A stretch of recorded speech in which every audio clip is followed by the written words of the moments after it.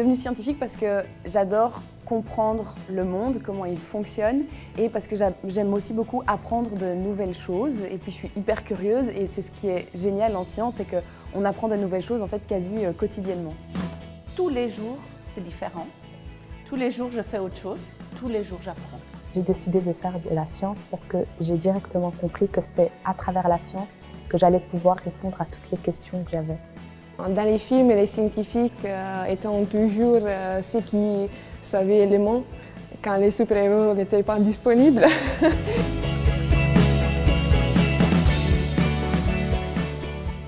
Je suis passionnée d'être scientifique pour le pouvoir d'une idée, comment une idée peut se transformer en une technologie, un produit fini, en solution à un problème.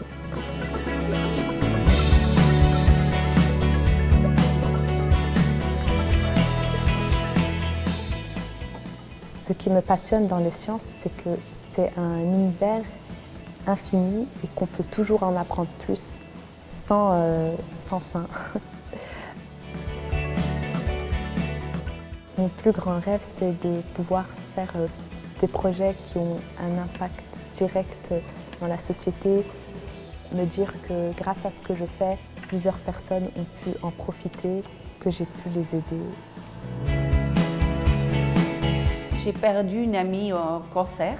Elle était jeune, 12 ans, et ça m'a très fort touchée. Et ce jour-là, je me suis dit, je veux comprendre ce que c'est le cancer. Dans mon laboratoire de recherche, on étudie vraiment l'adaptation à des environnements extrêmes. Parfois, mes chercheurs viennent avec un gel, une image, où on fait une nouvelle découverte, où on ne comprend pas ce que c'est, et ça, j'adore.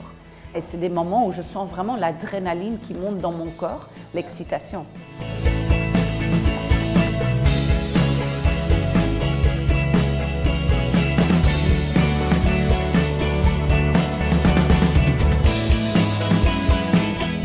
Quand j'avais 12 ans, je pense qu'il y a Alain Hubert, donc l'explorateur belge, qui est venu dans mon école en primaire. Et c'est marrant parce que le prof, avant même qu'Alain Hubert vienne donner sa petite explication, le prof nous a demandé qui a envie d'aller en Antarctique. Et j'avais été la seule à lever la main en classe.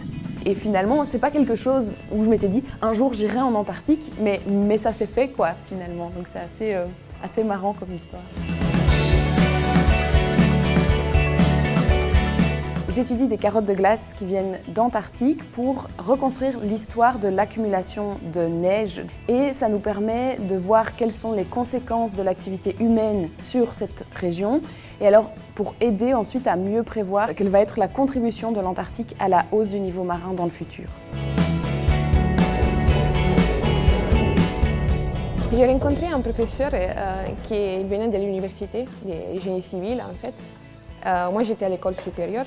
Il m'a expliqué que les raisons pour faire des châteaux de sable, on peut expliquer ça avec la géotechnique. Pourquoi on peut faire ça avec de la sable humide et pas de la sable sec ou de la sable en fait que c'est très humide, saturé avec l'eau. Je l'ai fait toujours, je ne me suis jamais posé la question. Et donc après, cet professeur il m'a donné la réponse et moi j'ai dit bon, tout ce qui est autour de nous, c'est vraiment de la science.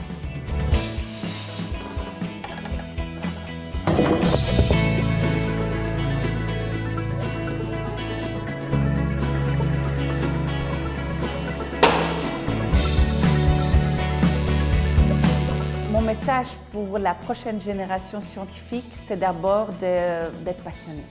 Si vous avez des rêves, des objectifs à atteindre, ayez confiance en vous et n'ayez pas peur de sortir de votre zone de confort. Restez curieux parce qu'en fait, il y a tellement à découvrir. Au plus je suis dans la recherche, au plus il y a de questions qui apparaissent que de réponses. La science, ce n'est pas masculine ou féminine, okay? C'est un choix et c'est votre choix. Poursuivez vos rêves, tracez votre route, les stéréotypes, les jugements, on s'en fiche, allez-y quoi.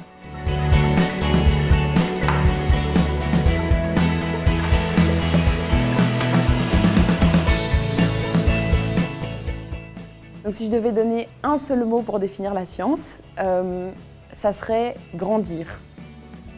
Je dis toujours en anglais serendipity. Liberté. Innovation. Curiosité. L'avenir. Exploration. Créativité. Connaissance. L'expérience. Rigueur. Agir. participation. La science, c'est amusant.